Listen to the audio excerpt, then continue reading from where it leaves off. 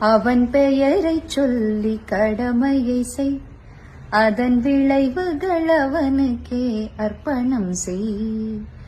எவன் எதை செய்தாலும் அவன் அறிவான், அந்த எண்ணத்தின் தரம் கண்டு பலன் தருவான். கண்ணன் கண்ணன் சொன்னதென்ன கீதையிலே, அதை கருத்தில் கொள்வாய் உந்தன் வாழ்க்கையிலே.